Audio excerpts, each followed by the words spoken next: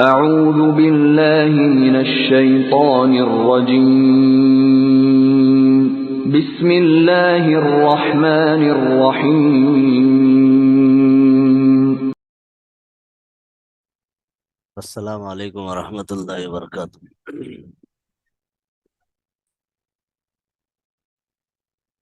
بسم اللہ الرحمن الرحیم۔ ربنا لا تزغ قلوبنا بعد إذ هديتنا وهب لنا من لدنك رحمة إنك أنت الوهاب۔ ربنا إنك جامع الناس ليوم لا ريب فيه إن الله لا يخلف الميعاد۔ إن الذين كفروا لن تغني عنهم أموالهم ولا أولادهم من الله شيئا وأولئك هم وقود النار۔ كداب آل فرعون والذين من قبلهم كذبوا بآياتنا فأخذهم الله بذنوبهم والله شديد العقاب۔ قل للذين كفروا ستغلبون وتحشرون إلى جهنم وبئس المهاد۔ قد كان لكم آية في فئتين التقتا فئة تقاتل في سبيل الله وأخرى كافرة يرونهم مثليهم رأي العين والله يؤيد بنصره من يشاء إن في ذلك لعبرة لأولي الأبصار۔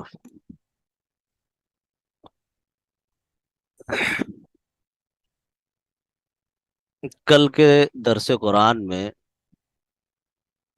قرآن کی محکم آیتیں اور قرآن کی متشابہ آیتوں کا ذکر آیا تھا تفصیل کے ساتھ، کہ محکم آیتیں کن کو کہتے ہیں اور متشابہ آیتوں کن کو کہتے ہیں، اور متشابہات کے ساتھ کس طرح کا معاملہ کرنا چاہیے یا ان کے سلسلے میں کس طرح کا عقیدہ رکھنا چاہیے یا کیا بات کہنی چاہیے۔ اور پھر اس کے ساتھ ساتھ اللہ تبارک و تعالیٰ نے محکم اور متشابہ کے ساتھ دو مختلف رویوں کا تذکرہ کیا تھا، اور یہ بتایا تھا کہ جو راسخ فی العلم ہے وہ کہتے ہیں آمنا بھی، کہ ہم اس پر ایمان لائے، اور جو فتنہ پرور ہیں وہ اس کے پیچھے پڑتے ہیں کہ ان کے معنی اور مفہوم کو سمجھنے کی کوشش کرتے ہیں، اس کی مختلف طرح کی تعویلیں کرتے ہیں، ایسی باتیں کہتے ہیں کہ جس سے اختلاف پیدا ہو، جس سے انتشار پیدا ہو اور لوگ پریشانیوں میں مبتلا ہوں۔ یہ دو رویے تھے محکم اور متشابہ سے متعلق۔ اب اس میں بات بالکل واضح ہے کہ جو لوگ کہتے ہیں آمنا بھی، وہی حق پر ہیں، وہی صحیح ہیں، وہی اللہ کے پسندیدہ ہے، وہی اللہ کی مرضی کے مطابق کام کر رہے ہیں۔ اور جو لوگ فتنوں کی تلاش میں پڑ جاتے ہیں، مطلب کی تلاش میں پڑ جاتے ہیں متشابہ میں، ان کا گمراہ ہونا بالکل واضح ہے۔ وہ اللہ کی مرضی کے خلاف جا رہے ہیں، وہ اللہ کی بتائے ہوئے راستے کے خلاف جا رہے ہیں، تو ان کا گمراہ ہونا بالکل واضح ہے۔ اب اس آگے کی جو آیت ہے اس کے اندر اللہ تبارک و تعالیٰ نے ایک دعا بتائی اپنے بندوں کو، کہ محکم اور متشابہ کے سلسلے میں جب ایک عقیدہ قائم ہو گیا کہ محکم آیتیں ان کا معنی معلوم ہے اور متشابہات کا معنی معلوم نہیں ہے، اور جب یہ اعتقاد قائم ہو گیا، جب یہ بات ثابت ہو گئی، اس پر مومن ایمان لا چکا، تو اس کے بعد پھر یہ دعا کرنی چاہیے کہ جب ہدایت مل گئی ہے تو پھر یہ ہدایت گمراہی سے تبدیل نہ ہونے پائے۔ اللہ سے پناہ مانگنی چاہیے، اللہ سے دعا کرنی چاہیے کہ اللہ نے محکم اور متشابہ کو جب واضح کر دیا اور ان کے ساتھ معاملے کو واضح کر دیا، تو اب پھر کوئی ایسی صورت نہ پیدا ہو کہ آدمی اس ہدایت کے پانے کے بعد پھر گمراہی کی طرف لوٹ جائے، اور ساتھ ساتھ اللہ کی رحمت کا بھی سوال کرتے رہنا چاہیے کہ اللہ اپنی رحمت سے، اپنے کرم سے نوازتا رہے اور ہدایت میں اضافہ ہوتا رہے، گمراہی کی طرف قدم نہ بڑھنے پائے۔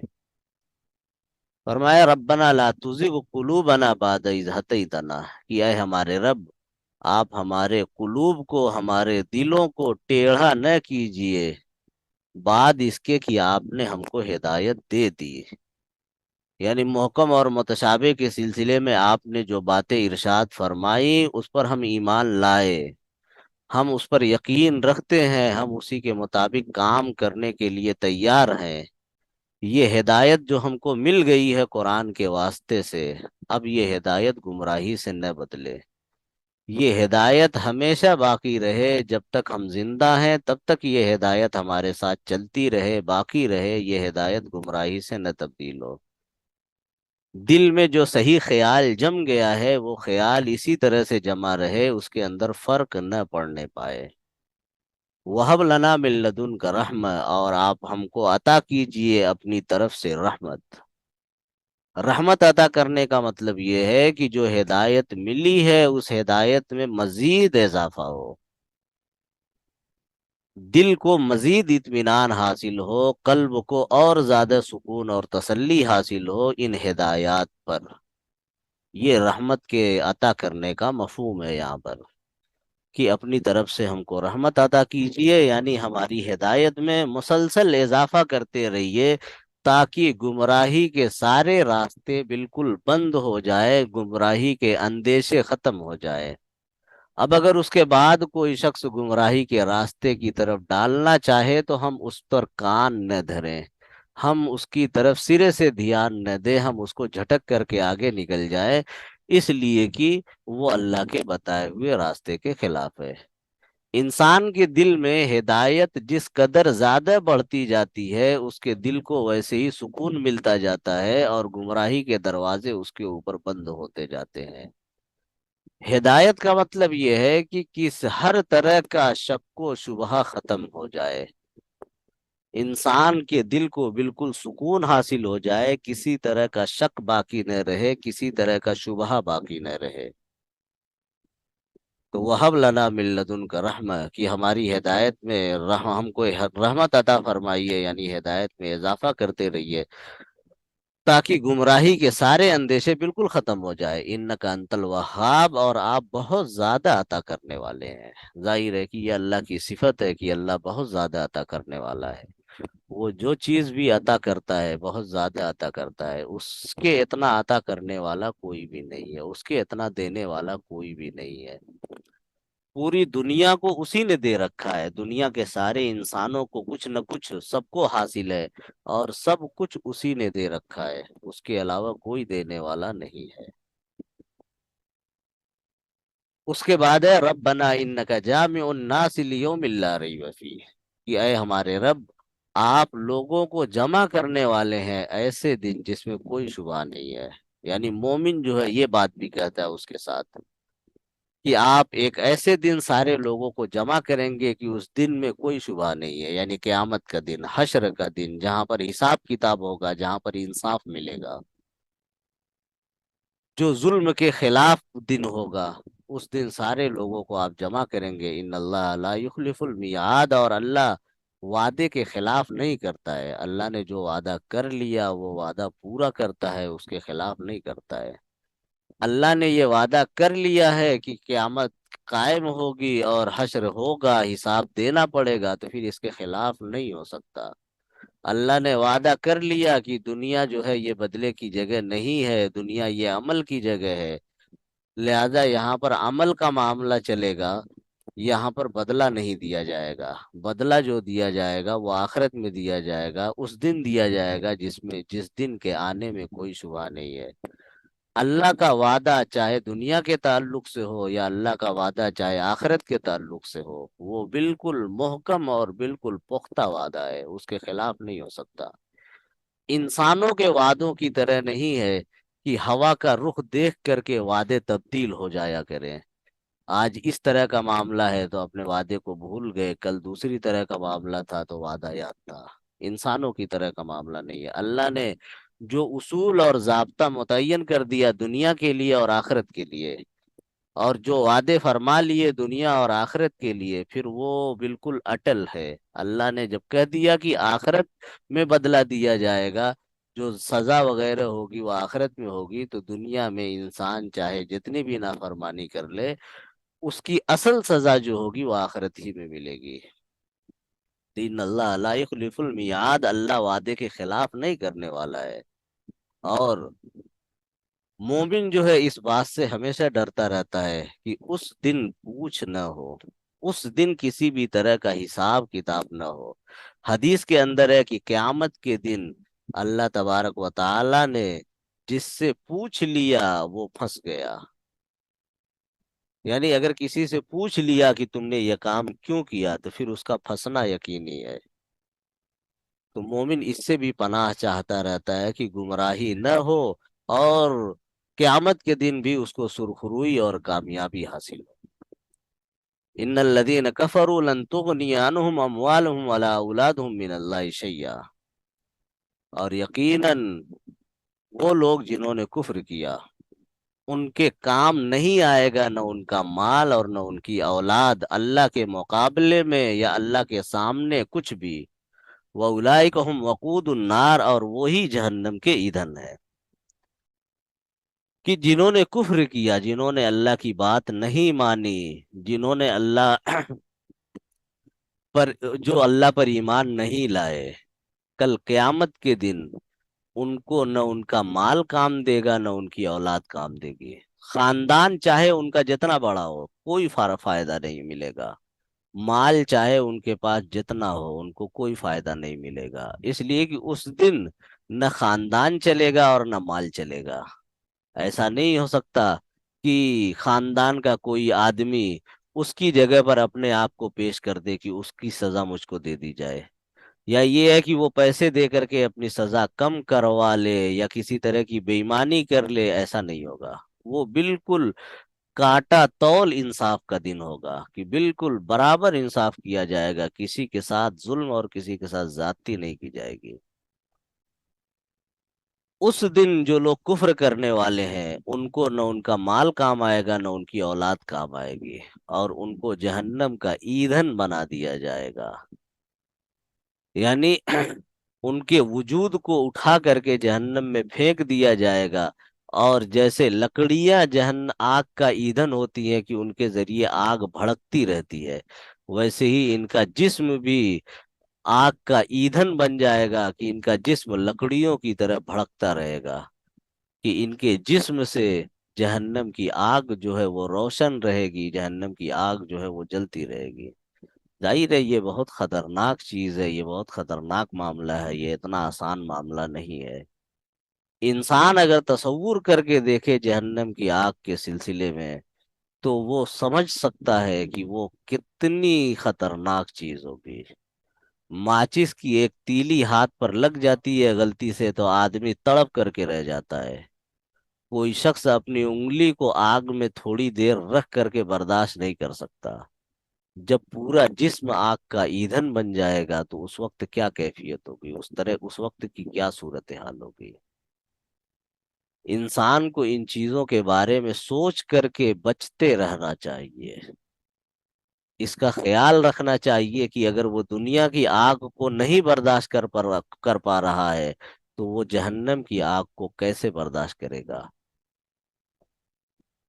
کدابی آل فرعون، آل فرعون کے معاملے کی طرح، والذین من قبلہم جو ان سے پہلے تھے، کذبوا بآیاتنا کہ انہوں نے ہماری آیتوں کی تکذیب کی، ہماری آیتوں کو جھٹلایا. فاخذہم اللہ بذنوبہم تو اللہ نے ان کو پکڑ لیا ان کے گناہوں کی وجہ سے. واللہ شدید العقاب اور اللہ سخت پکڑنے والا ہے. یعنی ان کی مثال جنہوں نے کفر کیا رسول اللہ صلی اللہ علیہ وسلم کے زمانے میں، جنہوں نے کفر کیا یا بعد کے زمانے میں جنہوں نے کفر کیا، ان کی مثال آل فرعون کی طرح ہے. آل فرعون سے مراد فرعون کے ماننے والے، آل فرعون سے فرعون کا خاندان مراد نہیں ہے بلکہ فرعون اور فرعون کے ماننے والے مراد ہے. کہ ان کا معاملہ فرعون کے ماننے والوں کی طرح ہے جو ان سے پہلے تھے، یعنی کفار مکہ سے پہلے تھے، یا ہمارے زمانے کے جو کافر ہیں، یا قیامت تک کے آنے والے جو کافر ہیں ان سے پہلے. فرعون کا حال ان سے پہلے تھا. اس کے ساتھ کیا انہوں نے کیا کیا، آل فرعون نے کیا کیا تھا، انہوں نے یہ کیا تھا کہ کذبوا بآیاتنا کہ اللہ کی آیتوں کو جھٹلایا تھا. انہوں نے اللہ کی آیتوں کو جھٹلایا اور یہ بھی اللہ کی آیتوں کو جھٹلا رہے ہیں. پھر ان کے اس عمل کے نتیجے میں کیا ہوا، فاخذہم اللہ بذنوبہم ان کے گناہوں کی وجہ سے اللہ نے ان کو پکڑ لیا. انہوں نے آیتوں کو جھٹلایا، اللہ کے پیغمبر کو جھٹلایا تو اللہ نے ان کو پکڑ لیا، ان کی گرفت کر لی. دنیا میں بھی ان پر گرفت کر ٹائٹ کر دی اور آخرت میں بھی ان کی پکڑ ہوگی. تو ان کے گناہوں کی وجہ سے اللہ نے ان کو پکڑ لیا. تو جیسا معاملہ آل فرعون کے ساتھ ہوا ہے ویسے ہی معاملہ ہر زمانے کے کافروں کے ساتھ ہوگا. ہر زمانے کے لوگ جو اللہ کا انکار کرنے والے ہیں، اللہ کی آیتوں کو جھٹلانے والے ہیں، ان کے ساتھ وہی معاملہ کیا جائے گا کہ ان کی گرفت ہو جائے گی. واللہ شدید العقاب، اور اللہ سخت پکڑنے والا ہے. یعنی اللہ کی گرفت جو ہے وہ بہت مضبوط ہے. ایسا نہیں ہے کہ کوئی چھوٹ کر کے بھاگ جائے گا یا کوئی دھوکہ دے کر کے نکل جائے گا. ایسا نہیں ہے، اللہ کی گرفت مضبوط ہے، وہ پکڑ لے گا. اور پکڑ لے گا تو پھر اچھی طرح سے یہ علاج بھی ہو جائے گا کہ دماغ ٹھکانے لگ جائے گا. قل للذین کفروا ستغلبون وتحشرون الی جہنم، آپ کہہ دیجئے ان لوگوں سے جنہوں نے کفر کیا کہ عنقریب تم لوگ مغلوب ہو جاؤ گے اور تم کو جمع کیا جائے گا جہنم کے پاس. وہ بئس المہاد، اور وہ برا ٹھکانہ ہے. جنہوں نے کفر کیا یعنی رسول اللہ صلی اللہ علیہ وسلم کے زمانے میں جنہوں نے کفر کیا، یہ دو طرح کے لوگ تھے. ایک تو مکہ کے کفار تھے اور دوسرے مدینے کے یہود تھے. یہود تھے اور کچھ طبقہ جو ہے وہ نصارہ کا تھا. ان کے بارے میں اللہ کے رسول کو یہ حکم دیا اللہ تبارک و تعالیٰ نے کہ آپ ان سے کہہ دیجئے کہ ان قریب تم لوگ مغلوب ہو جاؤ گے. مغلوب ہونے کا مطلب یہ ہے کہ تم لوگ ہار جاؤ گے. اور پھر بعد میں ہوا بھی یہی کہ وہ مغلوب ہو گئے، یعنی وہ ہار گئے. کفار مکہ جو ہے وہ بھی ہار گئے اور آخر میں اسلام کی پناہ میں آنے پر مجبور ہوئے. اور اسی طریقے سے جو دوسرے مدینے کے یہود تھے وہ بھی مغلوب ہوئے، اس معنی کر کے کہ ان کو مدینے سے نکال دیا گیا، ان کو مدینے سے باہر جانے پر مجبور کر دیا گیا، ان کو جزیہ دینے پر مجبور کر دیا گیا. تو وہ مغلوب ہو گئے. یہ تو ان کی دنیا میں، یہ تو معاملہ ان کے ساتھ دنیا میں کیا گیا. اور آخرت میں ان کے ساتھ معاملہ یہ ہوگا کہ ان کو جہنم کے پاس اکٹھا کیا جائے گا. یعنی یہ جتنے منکرین ہیں سب کو جہنم کے پاس اکٹھا کیا جائے گا. اور جہنم کا معاملہ یہ ہے کہ وہ بئس المہاد، وہ بدترین ٹھکانہ ہے. یعنی وہ بہت خراب ٹھکانہ ہے. اگر کسی کو جہنم ٹھکانے کے طور پر مل جائے تو پھر اس سے برا کچھ اس کے ساتھ نہیں ہو سکتا. سب سے برا جو اس کے ساتھ ہو سکتا ہے وہ یہی ہے کہ اس کو جہنم ٹھکانے کے طور پر دے دی جائے. تو یہ آیت جو ہے اس زمانے کے یعنی رسول اللہ صلی اللہ علیہ وسلم کے زمانے کے جو کفار تھے ان کے لیے ہے. اور یہ آیت سچ بھی ثابت ہوئی کہ وہ مغلوب ہوئے. جتنے منکر تھے، انکار کرنے والے تھے، سب کے سب مغلوب ہوئے. وہ بئس المہاد، اور وہ برا، اور جہنم، اور قیامت کے دن جہنم کے پاس ان کو اکٹھا کیا جائے گا اور وہ برا ٹھکانہ ہوگا. اب ان کے مغلوب ہونے کی ایک مثال بھی اللہ تبارک و تعالیٰ نے ذکر کی کہ قد کان لکم آیۃ فی فیتین التقطا، کہ تمہارے لیے عبرت ہے، تم لوگوں کے لیے عبرت ہے، فی فیتین التقطا، دو جماعتوں کے آپس میں بھیڑنے میں. فیت تقاتل فی سبیل اللہ، ایک جماعت اللہ کے راستے میں لڑ رہی تھی، وَأُخْرَىٰ کافرۃ، اور دوسری جماعت کافر تھی، انکار کرنے والوں کی تھی. یرونہم مثلیہم رأی العین، کی کافر جماعت وہ اللہ کے راستے میں لڑنے والوں کو اپنے سے دو گنا دیکھ رہی تھی، رائے العین، کھلی ہوئی آنکھوں کے ساتھ. واللہ یؤید بنصرہ من یشاء، اور اللہ تائید کرتا ہے، اللہ قوت دیتا ہے اپنی مدد کے ذریعے جس کو چاہتا ہے. ان فی ذلک لعبرۃ لأولی الابصار، اور یقیناً اس میں عبرت ہے آنکھ والوں کے لیے. اوپر کی آیت میں جو ان کے مغلوب ہونے کا ذکر تھا یا ان کے ہار جانے کا ذکر تھا، اس کی ایک مثال بھی اللہ نے ذکر کر دی کہ بدر کے موقع پر مسلمانوں میں اور کافروں کے درمیان بہت زیادہ فرق تھا، مال و اسباب کے اعتبار سے اور جنگ کے ہتھیار کے اعتبار سے بہت زیادہ فرق تھا.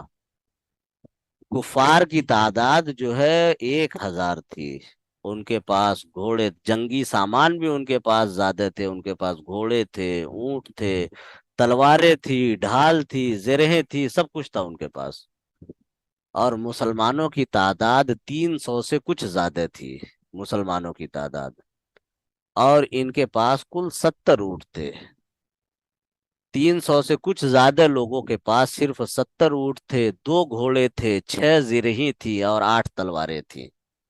یعنی اتنے ہی ساز و سامان تھا لڑائی کا، اتنے ہی سامان مسلمانوں کے پاس تھا کہ 8 تلواریں تھی اور 2 گھوڑے تھے۔ ظاہری آنکھوں سے اگر دیکھا جائے تو مسلمانوں کی جیت کا کوئی امکان نہیں تھا دور قریب میں، اس لیے کہ تعداد کے اعتبار سے بھی کفار جو ہے وہ 2 گنے سے زیادہ تھے، یعنی 3 گنے تھے، اور ساز و سامان کے اعتبار سے بھی کفار جو ہے بہت بڑھے ہوئے تھے، مسلمانوں کے مقابلے میں ان کی تعداد بہت زیادہ تھی ساز و سامان کے اعتبار سے بھی۔ مسلمانوں کے جیت کا کوئی امکان نہیں تھا ظاہری اعتبار سے اگر دیکھا جائے تو، لیکن اللہ نے بتایا کہ ساز و سامان کی بنیاد پر جیت نہیں ہوتی ہے، تعداد کی بنیاد پر جیت نہیں ہوتی ہے۔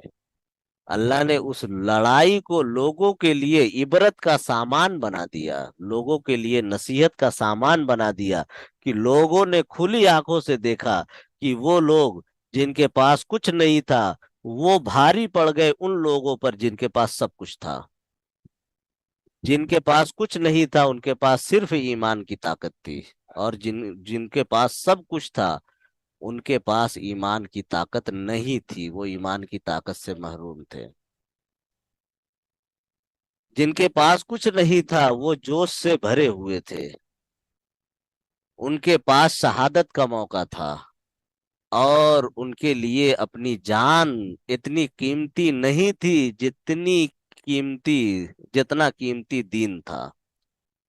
وہ جوش سے بھرے ہوئے تھے، شہادت کو وہ اپنی کامیابی سمجھ رہے تھے، اور جن کے پاس سب کچھ تھا ان کے اندر جوش کی بھی کمی تھی، اور شہادت اور مرنا ان کے لیے صرف دنیا سے رخصت ہونا تھا، وہ کوئی فضیلت کی چیز ان کے لیے نہیں تھی بلکہ وہ ان کے لیے بربادی کی چیز تھی۔ ظاہر ہے نظریے کے فرق کی بنیاد پر کتنی زیادہ تبدیلی آ جاتی ہے اس کا اندازہ آدمی آسانی کے ساتھ کر سکتا ہے۔ نظریے کے فرق کی بنیاد پر جوش اور جذبے میں تبدیلی زمین اور آسمان کی ہو جاتی ہے، کہ ایک آدمی کا نظریہ مثبت ہو، بہتر ہو، اچھا ہو تو اس کے اندر جوش زیادہ رہے گا بمقابلے اس کے کہ جس کے نظریے کے اندر کھوٹ ہو، کمی ہو، اس کے اندر جوش نہیں رہے گا۔ تو اسی کو اللہ نے کہا کہ قد کان لکم آیتن، تمہارے لیے عبرت ہے۔ بدر کا میدان جو ہے، بدر کی لڑائی جو ہے وہ تم لوگوں کے لیے عبرت ہے۔ فی فیتین التقطا، 2 جماعتیں جب آپس میں بھیڑی، یعنی آمنے سامنے ہوئی 2 جماعتیں، ان دونوں جماعتوں میں ایک جماعت وہ تھی جو اللہ کے راستے میں لڑ رہی تھی، جو اللہ کے لیے لڑ رہی تھی، جو شہادت کے جوش سے سرشار تھی، جس کے لیے شہادت زندگی کی ابتدا تھی، زندگی کا اختتام نہیں تھا، شہادت کے بعد ان کی زندگی شروع ہوتی تھی۔ اور وہ اخرا کافرتن، اور دوسری جماعت جو وہ کافر تھی، شہادت ان کے لیے زندگی کا خاتمہ تھا، زندگی سے ان کو محبت تھی۔ یرونہم مثلیہم رائے العین، اور اس میں اللہ کی طرف سے یہ ہوا کہ ان لوگوں نے، یعنی کافروں نے مسلمانوں کو اپنے سے 2 گنا دیکھا، یعنی ان کے دیکھنے میں ایسا لگا کہ کافر جو ہے وہ 2 گنے ہیں، مسلمان جو ہے وہ 2 گنے ہیں ان کی تعداد سے۔ 300 تھے لیکن اللہ تبارک و تعالیٰ نے ان کو 2000 کر کے دکھایا ان کی نگاہوں میں۔ ظاہر ہے کہ تعداد کا زیادہ دکھنا یہ ان کے لیے روب کا سبب ہوا۔ بدر کے میدان میں مختلف طرح کی کیفیتیں دونوں جماعتوں پر پڑی تھی، کفار پر بھی اور مسلمانوں پر بھی۔ ایک وقت وہ بھی تھا کہ جب کفار کو مسلمان اپنی تعداد سے 2 گنے نظر آ رہے تھے، اور ایک وقت وہ بھی تھا کہ جب کفار کو مسلمان ان کی واقعی تعداد سے بھی کم نظر آ رہے تھے، یعنی 313 سے بھی کم نظر آ رہے تھے، جس کا ذکر سورہ انفال کے اندر ہے۔ تو مختلف طرح کی کیفیتیں تھی، مختلف طرح کی حالتیں تھی، رائے لین، اور یہ ان کا دیکھنا ایسا نہیں تھا کہ یہ وہم اور گمان کی بنیاد پر ہو، صرف خیال کی بنیاد پر ہو، ایسا نہیں تھا۔ بلکہ یہ کھلی آنکھوں سے ایسا لگ رہا تھا کہ جیسے دیکھ رہے ہیں۔ اللہ ان کو ایسے ہی دکھا رہا تھا تاکہ ان کے دلوں پر روب پڑ جائے، اور وہ اس جوش کے ساتھ، اس جذبے کے ساتھ نہ لڑ سکیں کی کامیابی کے لیے جس جوش اور جس جذبے کی ضرورت ہوتی ہے۔ اور پھر اس کے ساتھ ساتھ اللہ نے یہ بھی بتایا کہ واللہ یؤید بنصرہ، کہ اللہ طاقت دیتا ہے اپنی مدد سے، اپنی مدد کے ذریعے من یشاء، جس کو چاہتا ہے، یعنی اللہ جس کو چاہتا ہے اپنی مدد بھیج کر کے اس کو قوت پہنچا دیتا ہے۔ بدر کے میدان میں اللہ تبارک و تعالی نے فرشتوں کو بھیج کر کے مسلمانوں کو قوت پہنچائی تھی۔ اس کا ذکر جو ہے وہ سورہ انفال میں ہے کہ فرشتوں کو بھیج کر کے مسلمانوں کو قوت پہنچائی گئی تھی۔ تو مسلمانوں کو اللہ تبارک و تعالی نے قوت دی۔ ان فی ذلک لعبرۃ لاولی الابصار، اور یہ لڑائی جو ہے آج تک کے لوگوں کے لیے ایک عبرت اور ایک نصیحت ہے، اور قیامت تک کے لوگوں کے لیے ایک عبرت اور نصیحت ہوگی۔ کہ ظاہری نگاہ سے اگر دیکھا جائے تو جو نتیجہ نکلا تھا اس نتیجے کا کوئی امکان نہیں تھا، مسلمانوں کی فتح ہوئی تھی، حالانکہ مسلمانوں کی فتح کا ظاہری اعتبار سے دور قریب کوئی امکان نہیں تھا، لیکن ظاہر ہے کہ فتح اور شکست، جیت اور ہار، یہ اللہ کی مدد کے سامنے کوئی معنی نہیں رکھتی۔ اللہ کی مدد جس کو حاصل ہوگی اسی کو جیت حاصل ہوگی، اور اللہ کی مدد جس کو حاصل نہیں ہوگی اس کو جیت حاصل نہیں ہوگی۔ یہاں پر کھلے طور پر اللہ تبارک و تعالیٰ نے مسلمانوں کی مدد کی اور ان کو کامیابی ملی، تو اسی کو کہا کہ یہ عبرت ہے، یہ نصیحت ہے، لوگوں کو سمجھنے کی چیز ہے۔ لوگ غور کریں بدر کی لڑائی کے سلسلے میں، اور غور کر کے وہ اس نتیجے پر پہنچے کہ تعداد کی زیادتی جو ہے اس سے کچھ نہیں ہوتا۔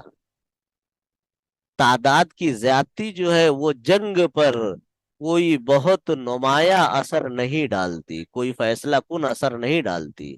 ساز و سامان کی زیادتی جو ہے وہ جنگ پر کوئی فیصلہ کن اثر نہیں ڈالتی، بلکہ ایمان کی زیادتی، جوش اور جذبے کی زیادتی، یہ جنگ پر فیصلہ کن اثر ڈالتی ہے، یہ جنگ کو بدلتی ہے۔ آدمی جتنا جذبہ ہوگا جنگ میں جیتنے کے امکانات اتنے ہی زیادہ بڑھ جائیں گے۔